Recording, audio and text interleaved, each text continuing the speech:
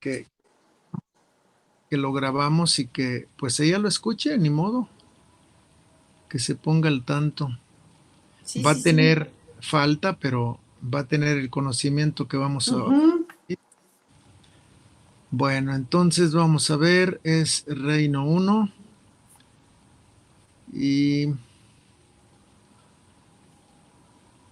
déjame ver. Reino 1. Bueno, entonces vamos a compartir Sí. pantalla. Compartir.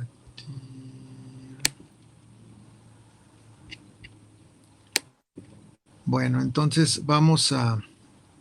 No te salgas para que, pues, Ujú, siquiera seas tú la única que se ve. ujú, ujú, Okay. Se ve aún en una orillita, pero como quiera, ahí estás. ujú. Bueno, entonces vamos a compartir pantalla para ver cuál es el tema que nos toca ver ahorita. Nada más dime a ver si este fue el último que vimos. Mm, Que casi fueron 15 días que sí, estuvimos déjame fuera. ver. Espérame, ya está aquí Selene también.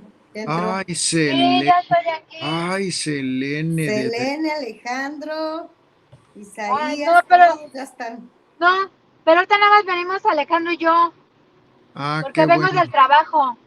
Ok, qué Oh, bueno que muy bien. están. Espero que no Sí, se desconecten. no, Bueno, entonces, Sí, es esa, hermano Vais. esta es, bueno, Perfecto. muy bien. Entonces, vamos a continuar viendo esta parte. Vamos a irnos un poquito más arriba para saber cuál fue el tema que vimos. El último que nosotros vimos fue un patrón bíblico. Ujú. ¿Se acuerdan ustedes que Dios junta y separa? Vimos que juntó las aguas y luego las separó. Las aguas que están arriba con las aguas que están abajo las junta y luego él ya después de el diluvio separa las aguas de las aguas ya en el tercer día, en el cuarto día. Entonces, así lo hace Dios, separó la luz de las tinieblas y separó al, al hombre y a la mujer de su familia y dice que iban a ser una sola carne, es decir, iban a ser separados de su familia para formar otra familia. Y por eso dice que dejará el hombre a su padre y a su madre y se unirá a su mujer y los dos serán una sola carne. Entonces, así está el patrón bíblico. Siempre lo vamos a ver a Dios en el principio de la creación juntando y separando. Esto es su forma en la que estaba trabajando la creación. Bueno, entonces, visto desde ahí, nos vamos nosotros al tema que estamos viendo ahora, que es la regeneración en el Nuevo Testamento. Eso es lo que vamos a ver la regeneración en el Nuevo Testamento, pero vamos a ver también en el Antiguo Testamento o el pacto o la ley. Y vamos a ver las dos regeneraciones, porque Dios, acuérdense que esto ya lo hemos estado practicando mucho. Dios en el Antiguo Testamento o el Antiguo Pacto o el Pacto de la Ley, Dios está mostrándole a sus hijos cómo iba a hacerse cuando llegara Jesucristo. Esta regeneración que Jehová Dios inicia en el Antiguo Testamento lo, lo vuelve a hacer, pero ya con una realidad diferente en el Nuevo Testamento. Entonces vamos primero a ver lo que es la regeneración en el Nuevo Testamento. La regeneración en el Nuevo Testamento es un cambio interior del ser humano. Esto es el fundamento de todo lo que Dios quería hacer desde el momento en que el hombre falla en el jardín del Edén. En ese momento Dios nunca se quedó con los brazos cruzados, sino que Él en su plan tenía, no importa que ellos se vayan a enlodar, yo los voy a sacar del lodo, los voy a limpiar, los voy a lavar y los voy a poner en mi familia. Ese fue el plan de Dios y ha sido siempre. Él nunca ha cambiado su plan. No tuvo un plan B. Decir que si fallaba el plan A, entonces entraba el plan B. En nosotros eso es cierto como seres humanos, pero en Dios no hay planes más que uno. Y ese es el que se sigue trabajando en estos momentos, ya que Cristo Jesús resucita. Desde ese momento, Él continúa con el plan que había trazado desde la eternidad para nosotros o para su creación. Muy bien, entonces vemos en Juan 3 del 1 al 10, esto no lo traigo en las diapositivas, pero lo podemos leer, es Juan 3, 1. Dice el Señor así en Juan 3, 1. Había un hombre de los fariseos que se llamaba Nicodemo, un principal entre los judíos. Este vino a Jesús de noche y le dijo: Rabí, sabemos que has venido de Dios como maestro, porque nadie puede hacer estas señales que tú haces si no está Dios con él. Respondió Jesús y le dijo: de cierto te digo, que el que no naciere de nuevo no puede ver el reino de Dios. Nicodemo le dijo: ¿cómo puede un hombre nacer siendo viejo? ¿Puede acaso entrar por segunda vez en el vientre de su madre y nacer? Respondió Jesús: de cierto te digo, que el que no naciere del agua y del espíritu no puede entrar en el reino de Dios. Lo que es nacido de la carne, carne es, y lo que es nacido del espíritu, espíritu es. No te maravilles que te dije: os es necesario nacer de nuevo. El viento sopla de donde quiere y oyes su sonido, mas ni sabes de dónde viene ni a dónde va. Así es todo aquel que es nacido del Espíritu. Respondió Nicodemo y le dijo: ¿cómo puede hacerse esto? Respondió Jesús y le dijo: ¿eres tú maestro de Israel y no sabes esto? Bueno, el mensaje que Dios le está dando a un sacerdote, a un hombre que pertenecía a los judíos, a los escribas, a los hombres que estaban, escribas y fariseos, hombres que estaban en el templo, le reclama porque él no entiende qué es nacer de nuevo, puesto que el conocimiento que ellos tenían era del Antiguo Testamento, pero en el Antiguo Testamento la palabra regeneración no existe, como para poderle reclamar a Nicodemo y decirle: pero si no has leído la Biblia, entonces.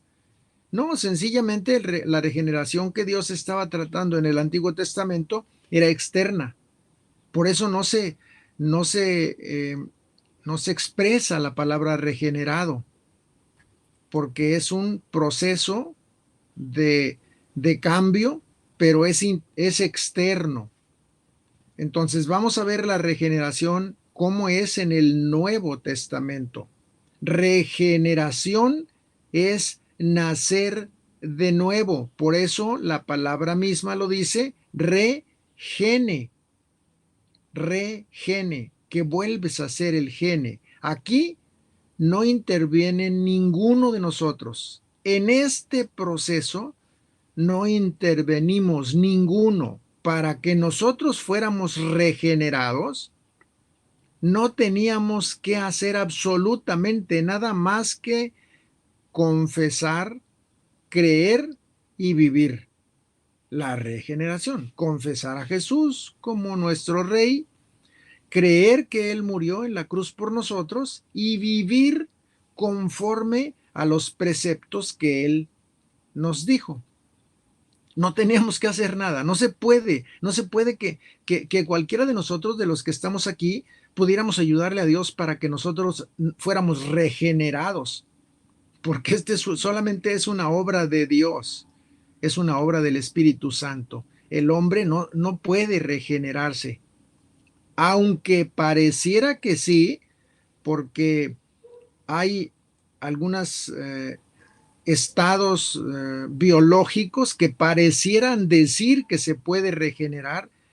Esto es solamente una ilusión biológica, porque vemos algunos animales que les vuelas una pierna o un brazo o una mano y se regenera ese miembro, pero es solamente una ilusión biológica, es una parte de un cuerpo que siguió teniendo vida y lo único que hace es volver a ser esa parte que se cortó.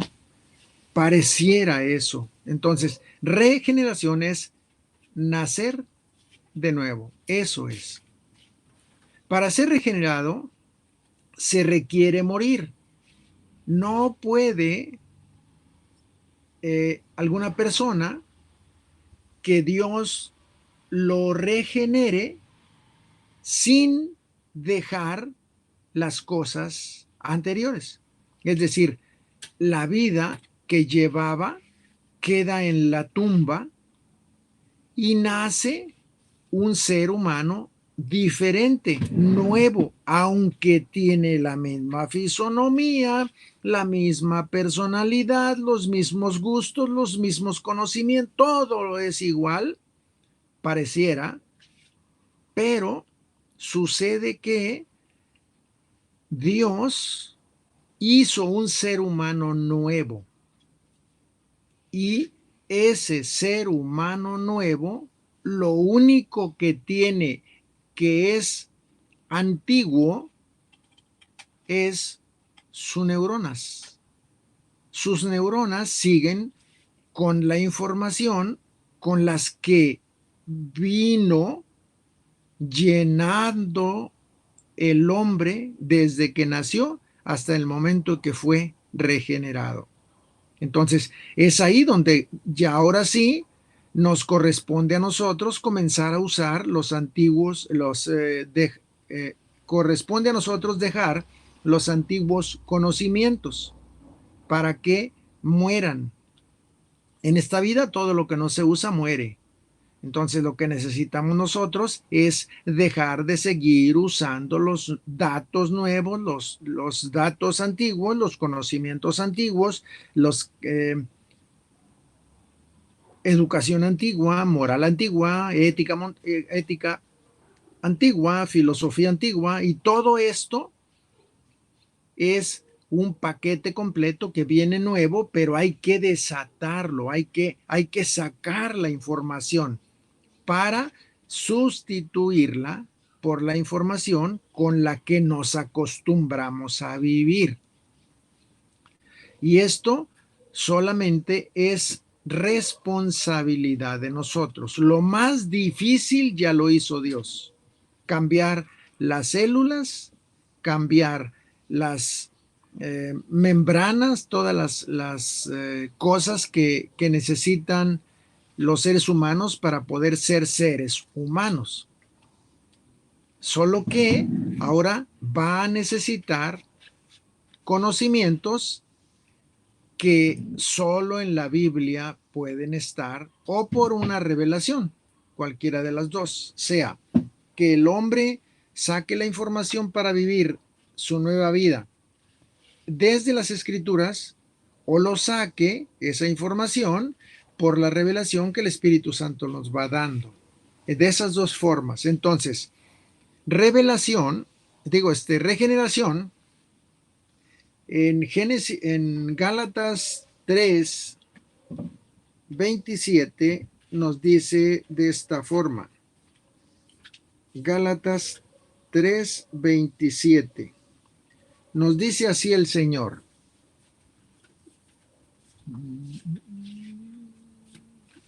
Porque todos los que habéis sido bautizados en Cristo, de Cristo estáis revestidos. Yo he usado esta analogía, que me perdone el Señor, siempre le digo, perdóname Señor, pero es la única forma de poder bajarnos a este nivel de entendimiento y poder hacer una analogía muy simple, no tan complicada como para poder entenderla. Es cuando hablamos de el que ha nacido de nuevo o el que ha sido bautizado, de Cristo Jesús se ha revestido.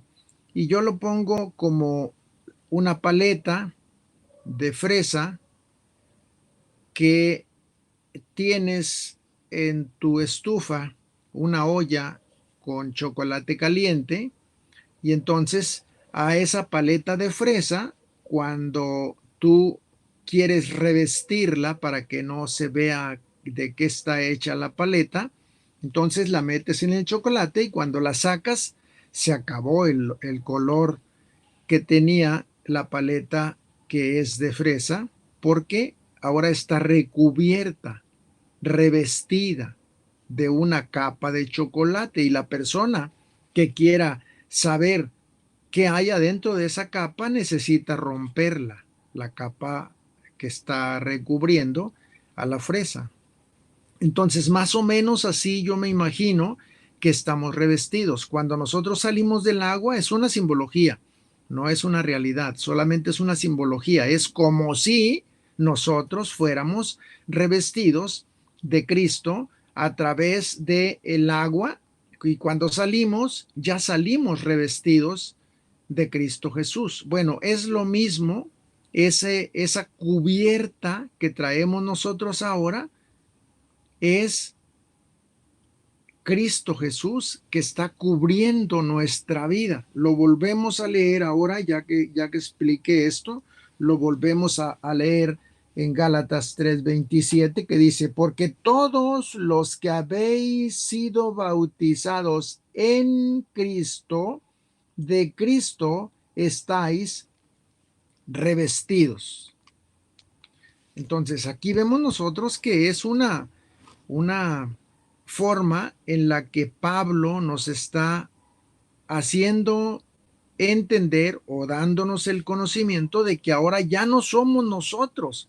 Es decir, Selene, a ti ya no te ven las personas como Selene, a ti te ven como Cristo Jesús. Es decir, tú en el mundo es Cristo Jesús caminando. Adriana está revestida de Cristo. Bueno, pues entonces Cristo es lo que se ve de Adriana. Ya Adriana murió, ya quedó en el agua, en ese revestimiento, ya no se ve Adriana. Entonces, háganme el favor de no avergonzar a Cristo con sus palabras, sentimientos, acciones, pensamientos, emociones, carácter, comportamiento. ¿Por qué? Porque lo que van a ver de Adriana, el mundo, va a ser Cristo en Adriana. Y entonces cuando vean a Cristo hablando como habla Adriana, van a decir, pero ¿cómo hablas así, Señor? Si tú eres el rey del universo, ¿cómo estás hablando? Ya te oí. ¿Cómo te estás comportando, Señor Jesucristo? Mira a qué nivel has llegado. Entonces, esto es lo que necesitamos nosotros tener cuidado, porque el mundo va a voltear a vernos a nosotros y nos va a exigir que nos comportemos como Jesús, porque ellos ven a Jesús en nosotros. Esa es la distinción y también el peligro, porque no somos cualquier ser, somos ahora representantes del cielo, viviendo en una tierra donde necesitamos nosotros reflejar lo santo de Cristo. Este es el riesgo que tenemos todos los cristianos. Entonces, en Romanos 6, 3 y 4, Romanos 6, 3 y 4, nos dice de esta forma. Dice el Señor así: ¿o no sabéis que todos los que hemos sido bautizados en Cristo Jesús, hemos sido bautizados en su muerte? Porque somos sepultados juntamente con él para muerte por el bautismo, a fin de que como Cristo resucitó de los muertos por la gloria del Padre, así también nosotros andemos en vida nueva. Esta es la regeneración, mis hermanos. Esta es la responsabilidad, alta responsabilidad, pesada responsabilidad que Dios nos pone a nosotros para reflejar el cielo aquí en la tierra, jalar el cielo y traerlo a la tierra. Esa es la responsabilidad del cristiano, no importa qué denominación sea. Aquí no hablamos de pentecostales y de presbiterianos y de bautistas, no, aquí hablamos de cristianos, los que conocen a Jesucristo, se han bautizado en su nombre y reflejan la gloria de Jesús en esta tierra. De eso nos estamos refiriendo. Esa es la responsabilidad del cristiano. Primera de Corintios 10, 2. Primera de Corintios 10, 2. Dice el Señor así: y todos en Moisés fueron bautizados en la nube y en el mar, y todos comieron el mismo alimento espiritual. Cuando habla aquí de todos en Moisés, se está refiriendo, bueno, ya lo sabemos, al Antiguo Testamento, el pueblo hebreo que había salido de Egipto, de la esclavitud, pasaron el mar, pero antes de pasar el mar, había una nube que iba cubriéndolos para que no se chamuscaran de calor y una columna de fuego para que no se congelaran en el frío del desierto. El frío del desierto es extremo. Mucho calor y mucho frío. En la noche mucho frío, en la mañana, a mediodía mucho calor. Entonces, los que fueron bautizados en Moisés, es decir, todos los que salieron de Egipto fueron dirigidos por un hombre que le llamamos el libertador, que fue el que sacó a los hebreos de la tierra de la esclavitud y los trajo a la tierra prometida. Entonces, él los pasó después de que Jehová Dios baja en una nube.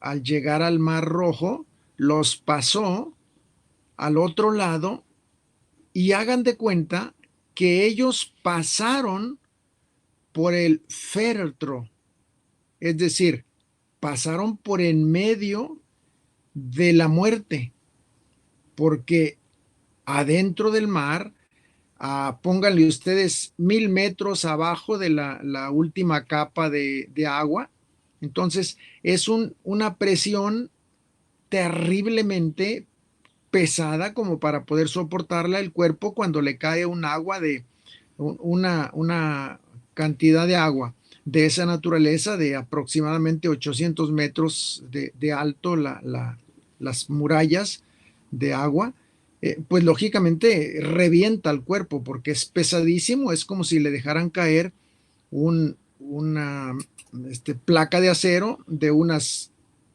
1500 toneladas, ¿no? Lo hace polvito. Entonces, imagínense ustedes haber pasado por en medio del mar, significaba que estaban pasando por la boca de la muerte.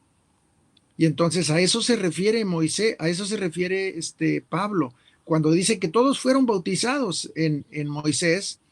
Estamos hablando del Antiguo Testamento, en Moisés, porque la nube era la única forma que les podía salvar la vida, porque 40 años en el desierto era para que se hubieran muerto, no nada más el primer día, no, a lo mejor a las 5 horas ya no había posibilidades de vivir, porque no están los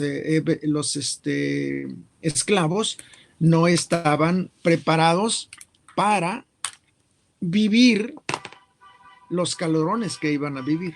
Entonces, ¿qué es lo que estamos viendo ahí? Precisamente que ellos pasaron por la boca de la muerte y Jehová Dios los libra, los saca de ahí. Tan es así que cuando los egipcios quieren pasar el mar, les deja caer todo el agua y todos los soldados junto con el faraón quedaron aplastados ahí. Veían sus cuerpos que estaban por ahí flotando en el agua y los caballos. Entonces, esto es regenerado, volver a nacer. Eso es lo que estábamos hablando ahorita con respecto a volver a nacer, es nacer de nuevo. Bueno, pues ellos cuando llegan al otro lado del Mar Rojo, volvieron a nacer. O nada más volteen a ver a los egipcios, y los egipcios no pudieron pasar porque no tenían permiso para pasar. Ellos podían pasar, pero la muerte se los iba a comer ahí adentro. Entonces, eso es precisamente la regeneración. Es nacer de nuevo. La regeneración en el Antiguo Testamento. Vamos a ver la regeneración en el Antiguo Testamento. En el Antiguo Testamento, o sea, la ley, el antiguo pacto, el primer pacto, como quieran, el primer pacto no, el antiguo pacto o la ley, hablando del Antiguo Testamento. Entonces, en el Antiguo Testamento, Dios quería mostrar a su pueblo que eran diferentes a los demás pueblos. Dios quería demostrarles a los israelitas, a los hebreos en ese entonces, Dios quería mostrarles a los hebreos que no eran iguales a los pueblos que vivían en la tierra. Ellos, los hebreos, habían sido seleccionados para vivir con Dios en la tierra. Esa era la misión del pueblo. Lo que ahora sucede con nosotros, pero en aquel entonces, solamente en la ley, Dios había separado a todos sus hijos, tomó una nación y dijo, aquí voy a hacer mi familia y voy a vivir en ellos, voy a vivir entre ellos y ellos van a seleccionarme a mí como su Dios.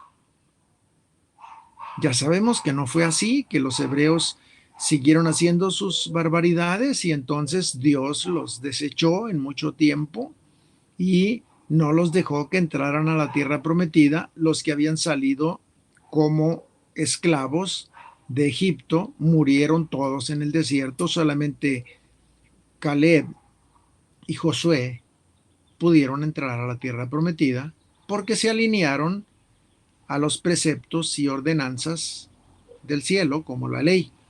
Bueno, entonces, vemos aquí que Dios había hecho una diferencia entre las demás naciones y esta nación que era de los hebreos. Bueno, Dios sigue siendo lo mismo, busca transformar su comportamiento, su carácter y la ley y la moral. Bueno, Dios sigue buscando transformar nuestro comportamiento, nuestro carácter, nuestra moral, nuestra ética, nuestra filosofía, nuestros compromisos, nuestros hábitos. Todo eso Dios busca, sigue buscando transformar. Pero esto, escucha bien, Selene, Alejandro, pero esto no se puede transformar si seguimos pensando de la forma como pensábamos cuando estábamos en Egipto, esclavizados. Tenemos que buscar la forma de pensar diferente para poder tener un comportamiento diferente, un carácter diferente y vivir con una moral diferente, no la del mundo, no que se parezca al mundo. Bueno, eso es lo que sigue buscando Dios. Él no ha cambiado.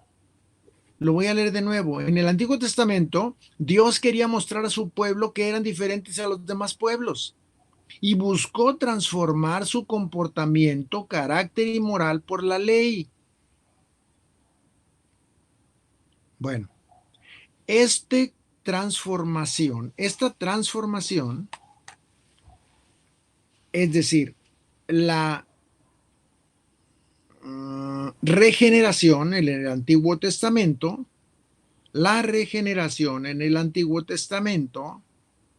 solamente podía ser externa. ¿Por qué? Pues porque la ley dictaminaba que se tenía que hacer de tal manera. Así que entonces toda la transformación que ellos poseían o que ellos tenían, o la poca o la mucha transformación, era por un papel, un documento que leían ellos y que decía, Dios quiere que yo viva de esta manera, Dios quiere que yo hable de esta manera, Dios quiere que yo juzgue de esta manera, Dios quiere que yo piense de esta manera. Y esto era lo que hacían los hebreos. En el Antiguo Testamento, la regeneración solo podía hacerse externa. Esa es la diferencia con respecto al Nuevo Testamento. Vamos a ver en Éxodo 12, del 1 al 6. Habló Jehová a Moisés y a Aarón en la tierra de Egipto, diciendo: este mes os será principio de los meses. Para vosotros será este el primer mes del año. Y los hebreos siguen haciendo lo mismo, siguen usando este mes como el mes donde inicia su año. Hablad a todas las generaciones de Israel diciendo: en el 10 de este mes, tómese cada uno un cordero según la familia de los padres, un cordero por familia. Esto es el precepto, el mandamiento.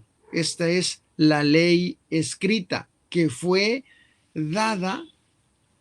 Lógicamente, estamos hablando de la ley. Cuando hablo de la ley, no estoy hablando solo de los 10 mandamientos, sino que estoy hablando de todo lo que Moisés escribió: Génesis, Éxodo, Levítico, Números y Deuteronomio, que son los 5 libros, el Pentateuco que le llaman, que escribió Moisés. Bueno, esto es lo que antes se llamaba la ley, porque eran los primeros libros que tomaron. Pero esto no es la ley. Está desde Génesis hasta Apocalipsis. Esa es la ley de Dios. Ahora nosotros la conocemos así. Ellos no conocían nada de lo que nosotros conocemos porque tenían nada más los 5 libros. Entonces, hablamos de que Dios había mandado que se hicieran estos cambios. Ellos habían aprendido los 430 años que vivieron como esclavos en Egipto, habían aprendido a vivir como egipcios, a hablar como egipcios, a comer como egipcios, a comportarse, a sentir y a vivir como egipcios, porque bueno, nomás échenle 430 años. Bueno, pues yo creo que aprendieron todo y hablaban y vivían como un egipcio. Muy bien, entonces eso era lo que Dios quería que cambiaran, porque las costumbres de los egipcios ellos las llevaron a cabo en el desierto y en todas partes, a donde estuvieron en el desierto, porque era lo único que conocían. Cuando Dios les muestra lo que se debe, cómo se debe vivir, entonces ellos, algunos se esforzaron y otros no les interesó nada y siguieron viviendo como egipcios. Y por eso lo vemos en el desierto, a los hebreos viviendo con muchas dificultades y reprendiéndolos Moisés.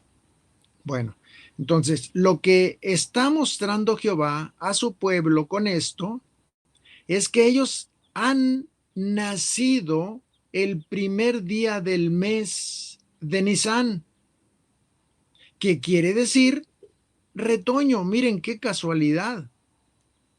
Nisan es retoño o primer brote. Dios tenía todo planeado, mis hermanos. Hasta las palabras que se tenían que usar para poder nombrar los meses, Dios tenía el plan exactamente para que nosotros no nos equivocáramos tampoco y fuéramos a decir otras cosas que no son. Lo que está mostrando Jehová a su pueblo con esto es que ellos han nacido en el primer día del mes de Nisan y Nisan quiere decir primer brote. En algunos otros lugares de la Biblia lo llaman Aviv y Aviv quiere decir primavera.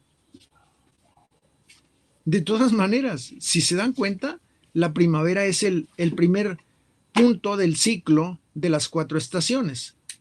Y ya lo sabemos, primavera, verano, otoño, invierno, y luego cierras el ciclo y vuelves a poner el primer punto del ciclo, primavera, verano, otoño, invierno. Y nosotros vivimos en ciclos vitales.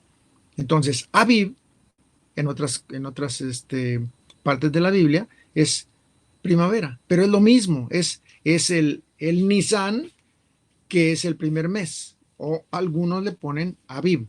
Ustedes lo van a encontrar por ahí en algunas. Ya saben ustedes que si dice Nisan es primer brote o retoño, y si dice Aviv, cuando lo lean, va a ser primavera, pero es exactamente lo mismo, es primer brote de los ciclos de la tierra.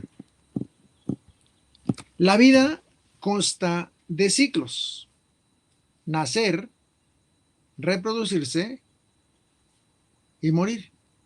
Eso es un ciclo, de nuevo como primavera, verano, otoño, invierno.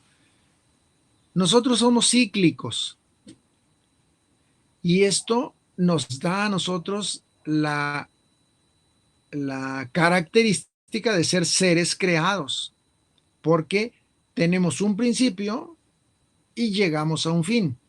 Esto es la creación.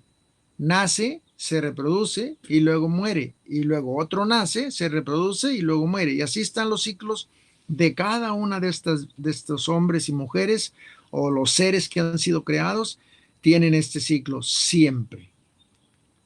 En Éxodo 23:15 nos dice el Señor de esta manera: las fiestas de los panes sin levadura guardaréis.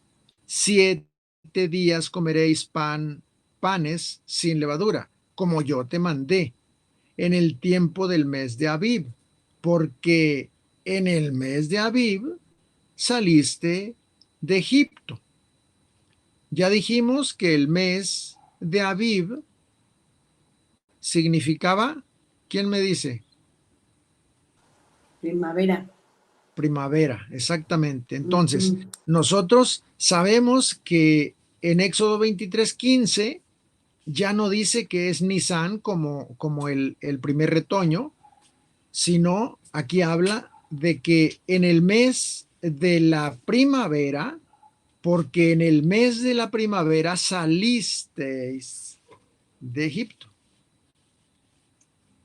Esta orden fue dada en Levítico 23:6, para que vean ustedes cómo Dios había marcado esta orden desde antes de que fuera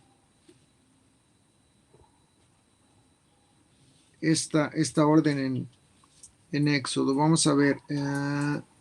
Levítico 23, 6. Nos dice así: y a los 15 días del mes es la fiesta solemne de los panes sin levadura. A Jehová 7, déjenme, se me cortó aquí. 7 días comeréis panes sin levadura. Esta era la orden marcada en Levítico como un precepto judicial, vamos a llamarle. Tenían que someterse a este precepto porque así estaba escrito para los hijos de los hebreos, o más acertadamente los judíos. En los mismos, es lo mismo que ha querido Dios hacer con nosotros. Dios ha estado hablando al pueblo de los hebreos en el desierto de una forma similar a lo que nos habla hoy a nosotros. En Primera de Corintios 5:7, Pablo dice a través del Espíritu Santo: limpiaos pues de la vieja levadura, para que seáis nueva masa sin levadura, como sois, porque nuestra Pascua, que es Cristo, ya fue sacrificada por nosotros. Miren, aquí estamos hablando de un, vamos a llamarle, un mensaje escondido. Cuando hablamos de que, porque aquí como que pareciera que se salió de contexto esta frase última: ya fue sacrificado por nosotros, porque no tiene sentido lo demás, lo que leemos al principio. Limpiaos pues de la vieja levadura, porque sois nueva masa, sin levadura como sois. Y luego ya como que aquí ya dice otra cosa: porque nuestra Pascua, que es Cristo, ya fue sacrificada por nosotros. Sabemos esto, que Pablo estaba hablando de cuando los hebreos estaban por salir de Egipto, de la esclavitud. Dios les había dicho que cada una de las familias buscara un cordero, y en la noche de ese día, 14 días iba a estar ese cordero con ellos en su casa, y después lo iban a sacrificar para marcar la puerta, el marco y los marcos y el dintel, para que pudiera, cuando el ángel exterminador pasara por las casas de Egipto, encontrara que el marco y el dintel que estaban pintadas con la sangre del cordero, el ángel exterminador no iba a quitarle la vida al primogénito de esa casa. Todas las casas que no estuvieran marcadas con la sangre del cordero, el primogénito que vivía ahí iba a morir. Estuviera dentro de la casa o no estuviera dentro de la casa, el primogénito, tanto de hombres como de animales, iba a morir. Y entonces lo que dice aquí Pablo: porque nuestra Pascua, así se le llama la salida de los egipcios, cuando la última noche que estuvieron en Egipto, se le llama la Pascua, porque es la marca de la sangre de este cordero, que ahora en el Nuevo Testamento para nosotros es Cristo Jesús, que tomamos su sangre y marcamos nuestro corazón, para que cuando venga el ángel exterminador vea nuestro corazón marcado con la sangre de Cristo y no nos quite la vida. Es por eso por lo que está esta parte: porque nuestra Pascua, que es Cristo, ya fue sacrificada por nosotros. Primera de Corintios 11:23. Porque yo recibí del Señor lo que también os he enseñado, que el Señor Jesús, la noche que fue entregado, tomó pan y habiendo dado gracias, lo partió y dijo: tomad, comed, este es mi cuerpo que por vosotros es partido. Haced esto en memoria de mí. Esta orden, que es una orden, no es una sugerencia, este verbo, los que ya conocen las conjugaciones que hemos trabajado, este verbo no está en indicativo. El indicativo sería como una sugerencia, pero aquí está como una orden. Y como una orden, nosotros lo debemos tomar. Vuelvo a leerlos. Porque yo recibí del Señor, está hablando yo, Pablo, recibí del Señor lo que también os he enseñado, que el Señor Jesús, la noche que fue entregado, tomó pan y habiendo dado gracias, lo partió y dijo: tomad, comed, este es mi cuerpo que por vosotros es partido. Y aquí es donde viene la orden. Hagan esto en memoria de mí. Nosotros lo sabemos que lo hacemos cada primer domingo o día o domingo último de cada mes, dependiendo cómo lo tomemos. Primer domingo o último domingo de cada mes. Lo hacemos así. ¿Por qué? Porque esta es una orden. Y una orden, acuérdense que hay dos conjugaciones. El imperativo, que es esta como una orden, y el indicativo, que sería una sugerencia que no corresponde a esta conjugación. Háganlo en memoria de mí, háganlo. Así es lo que dice: haced esto en memoria de mí. Este es un verbo conjugado en imperativo. No hay escapatoria, es una orden. Nos resucitó del mundo. Nos indica leyes, nos dicta leyes para vivir conforme a su reino. Su propósito es poner los estándares más altos de lo que acostumbramos vivir. Cuando vivimos como ciudadanos del mundo, lo que hacemos nosotros es compararnos, comportarnos como todos los mundanos. Cuando Cristo nos rescata del mundo y nos da los preceptos con los cuales nosotros debemos vivir, Él pone estándares muy altos comparados con los que nosotros acostumbrábamos vivir, porque vivíamos en el mundo y se nos hacía fácil copiar todos los estándares que el mundo tenía. Pero en el momento en el que Cristo viene en nuestra vida y nos llama para ser parte de su familia, en ese momento nos pone estándares altos.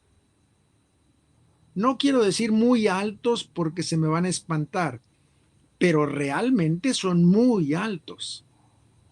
Que los hombres comunes para ellos sería una locura ver esto.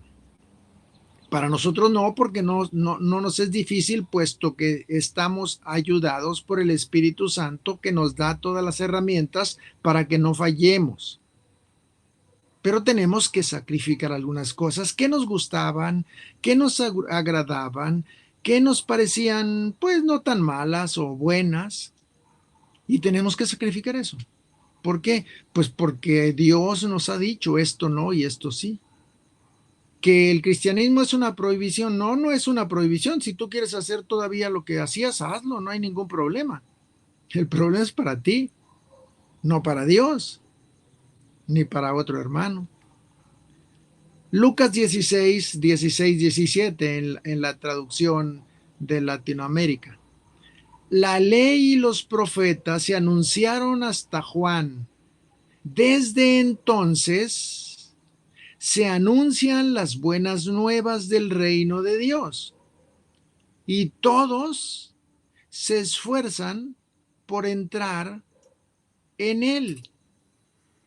Vean esas palabras que yo resalto ahí, hasta y esfuerzan. Los profetas, el último profeta del Antiguo Testamento fue Juan el Bautista. Entonces, si lo ven aquí, la ley y los profetas se anunciaron hasta Juan el Bautista. Hasta ahí fue el antiguo, él cierra el Antiguo Testamento. Juan el Bautista pone el candado del Antiguo Testamento. Desde entonces, o sea, ya que Juan el Bautista se murió, desde entonces se anuncian las buenas nuevas del reino. ¿Se acuerdan cómo comienza Juan el Bautista sus predicaciones cuando él está bautizando a los judíos y a los romanos, a los hebreos? Él les dice, arrepiéntanse, porque el reino de los cielos se ha acercado.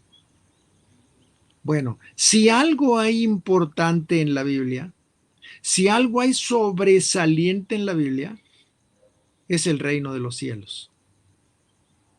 De todo lo que se diga, lo más importante es Jesucristo y el siguiente es su reino.